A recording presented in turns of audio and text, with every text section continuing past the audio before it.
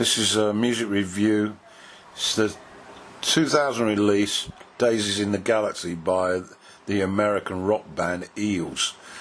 Now, they were formed in Los Angeles in 1995 by singer-songwriter and multi-instrumentalist Mark Oliver Everett, who's known by the stage name E. To get to the Eels, we need to have a quick look at Mark Everett's history. In 1991, he signed a contract with Polydor and released A Man Called E as a solo offering, he had a minor success with a single, then followed it up by a release, Broken Toy Shop, in 1993, and it marked the collaboration with his longtime drummer and friend, Jonathan Butch Norton, he then went on a little later to release an album called Beautiful Freak, and that was when Eels, the name Eels, was actually used officially as the name of the band, as opposed to E, and by which time he'd met Tommy Walter, and so they were a three-piece. They released Beautiful Freak in 1996, a melancholy pop record really, with tormented lyrics, and they became quite successful. Then a little later, he released in 1998. The Eels released Electric Shock Blues, and this followed a very difficult time in Everett's personal life. His sister committed suicide, his mother was diagnosed with cancer, and he went through the mill, so to speak, and to cop it all, his father died as well, and so it was a very, very highly charged emotional piece of work. And basically we then move on to the current release, the Daisies of the Galaxy, released in 2000. So to Daisies of the Galaxy then, released in 2000 or 2000. Opening track, Grace Kelly Blues. The symphonian horn section litters this track, and the splattering in it throughout the album, and we have a cute guitar countrified melody with those with a nice, tasteful touch of lead, a poignant touch to the acoustic guitars, and spoken words, well, borderline singing by E, but very simple, tasteful and full of melody. The horns midway make a big difference to the overall sound, and it's a cute opener.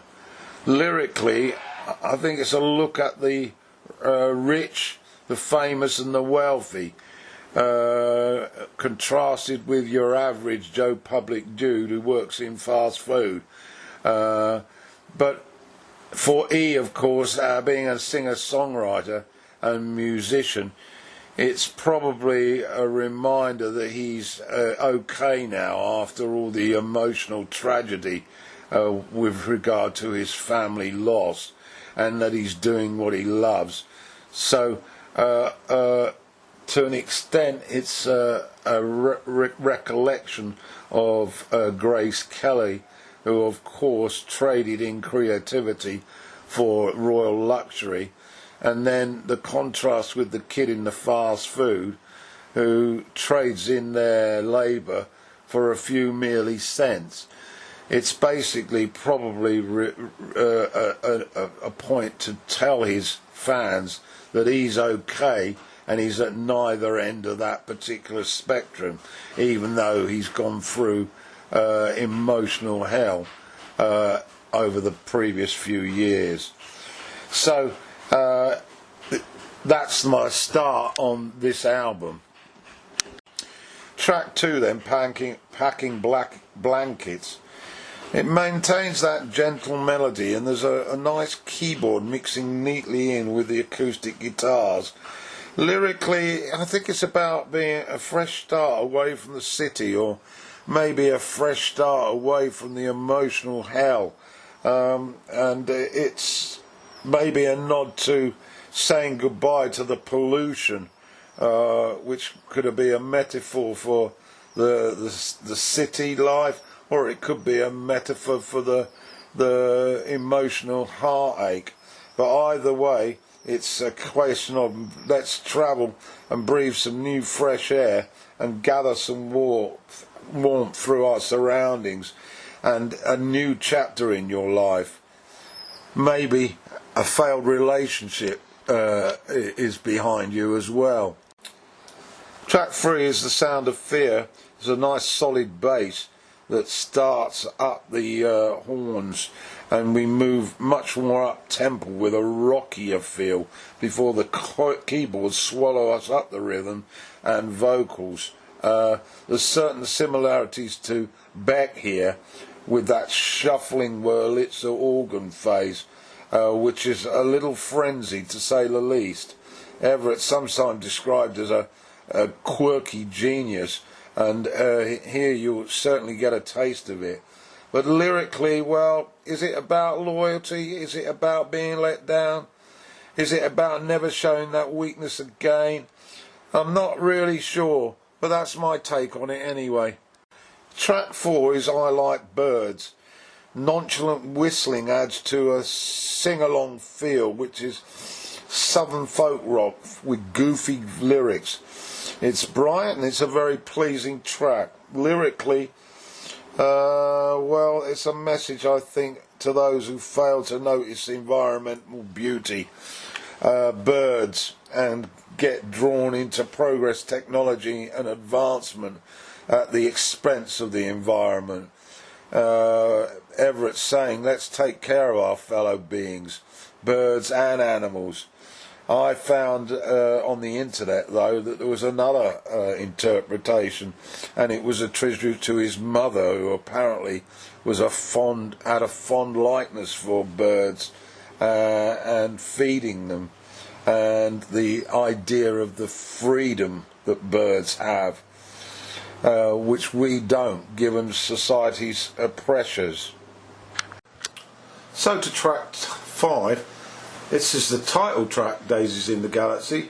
A nice gentle rhythm guitar sets up these laid back vocals, and then the dirge-like horns slide into the mix, and the organ eases the slow beat forwards. It's rather moving and daunting as the strings wash over the choral singing, and it ends with a sweetness and a tenderness. Lyrically, it's about father and son arriving in a new town, and it's very parental and very caring. A nice set of lyrics. Track 6 is Fly Swatter. There's a sort of choir-like intro. It sounds female, but I'm sure it's not. And it segues into a nifty beat, and rhythmic piano is added, and it's got that alt-rock interest, certainly, and there's some clever ideas and a few strange sounds thrown in as well. Lyrically, it's an odd little tale about a house occupied by those other objects and things that irritate you, flies and things like that. It sort of tests your resilience and how you try to deal with them. And it's also about seeing it through. You know, those flies always landing on your arms and legs just when you don't want them to. Track 7's It's a Motherfucker. Nice piano intro. Could have been Randy Newman, I thought, as I sat back listening to it. And then he lays out the lyric with strings to boot. It's very mature, a very melancholic sound, almost singer-songwriter material. And lyrically, it's about coming to terms with the loss of someone someone that was clearly very important. The second side, track 8, starts off with Estate Sale. It's an instrumental and it's very tasteful. Again, there's a piano mixed in with some children's voices and street sounds back in the mix, to be sure. And it's a strange opener. Track 9's Tiger in My Tank. A skippy drum beat really brings us to a popcorn style song, very Beck-like in its rhythms, and he adds in some horns mid-section, and it's a tight enough song with swishy horns before electronic synth sounds take us to the outro. Oddly interesting, I found it. Lyrically, it's about keeping creative by being a fan, a listener of past icons, past heroes. We're talking about music here, and lending yourselves to become diverse of media so that you don't run dry. Next up is A Daisy Through Concrete. This is track 10. Keyboard driven with some soft vocals and a nice chorus line, I must admit. It makes you think this guy's got talent, but when is he going to focus on a style rather than become too eclectic?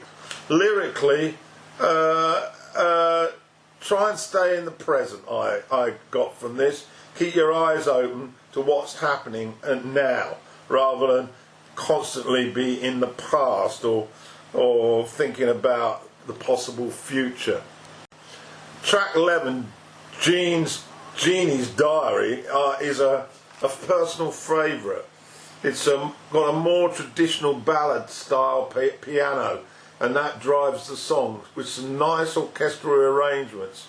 It's about a love obsession, and it works very well. Something that John Lennon would have probably done. It's one of the strongest songs on this set, and as I say, lyrically, a desire and an obsession, a love, just to have a small piece of that person, of her love, just for a moment, just for one page in that diary. Track 12 then, Wooden Nickels. It's got a nice acoustic intro. There's a snippet of strings, a piece of steel guitar. It's all very reflective of E's sort of output on the album. A pinch of this, a snippet of that, a brief this. It suggests a huge talent that needs a little guidance, but the strings are very nice. Lyrically, it's about the transition to adulthood from childhood via adolescence, and how you must learn quickly to be streetwise and survive. Track 13 then, Something Is Sacred. It's a melancholic piece for sure, and again the acoustic paced song soaks up with strings and nice guitar. Lyrics are pretty dark here. It's about life's ludicrous, the day-to-day self-abuse when you're socially outcasted, and the few who go over the edge. And it's a very stark reminder about the choices that some people might have. Track 14 is a nice little song, Selective Memory. Its intro sounds a bit like Neil Young from Harvest, to be honest, piano led with some deaf vocals. It's certainly a sad song, like most on this set, but he is clearly a gifted musician. Relationships are in the lyrics, particularly with girls, and we remember the attraction and the good times, but rarely we look at what went wrong, what proved elusive. The last track on this set then is track 15, Mr. E's Beautiful Blues. It's got a more up-tempo sound to it, more hopeful in fact. It's got a foot-tapping beat, nice percussion, and also I really enjoyed the harmony vocals, but he still sounds a little bit like Beck. That's not a bad thing, by the way, though, certainly not a criticism.